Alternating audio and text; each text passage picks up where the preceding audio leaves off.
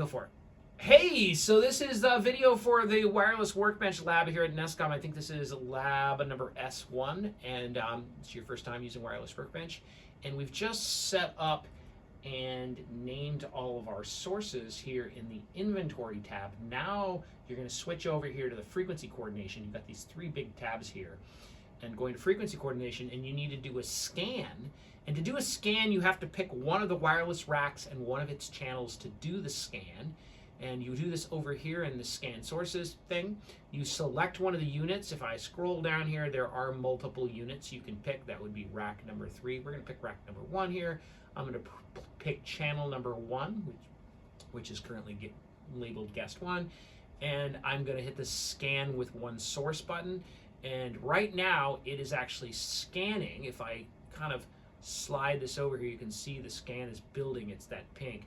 On your first scan, you will not see this blue stuff. This blue stuff is the scan I ran just a moment ago while I was setting up for this.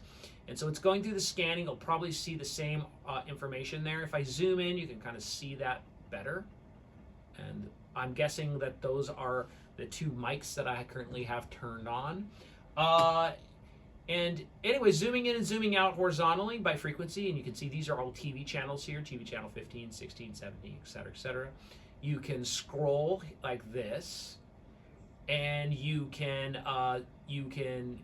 go up and down here. You can scroll amplitude, make or seem bigger or smaller. These little grabber tools here on the side, you can make this bigger or smaller if you really want to see it scan better. You can also right click and go to full screen plot. I'm not going to bother doing that right now. But anyway, you can see it better. And what it's looking like, our scan is almost done here. Our scan is not showing, it's about halfway done. Our scan is not showing any TV channels. If you see a TV channel, it will be a big, giant block of RF. And it's interesting, I don't really know what's going on with local TV, but sometimes here at NESCOM we see full TV channels and sometimes we don't. So I don't really understand what's going on locally. But the scan is almost completed. I'm gonna go back to the instructions here and see if there's anything else I need to say. You're going to eventually want to zoom in to see 470 to 534. This is the frequency range of our ULXD gear. You can see it's right there. I could actually zoom in slightly here.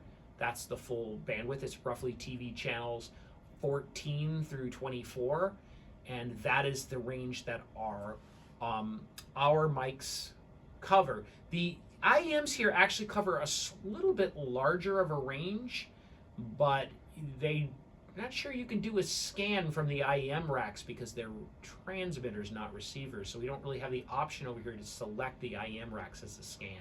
So we really have to scan using the ULXD. Now, if we had other Shure products like a Shure Axient rack supports a much wider range of frequencies, and we could do a much longer TV scan over a wider range. So anyway, that gets you your basics done with scanning. And you're good. On to the next video.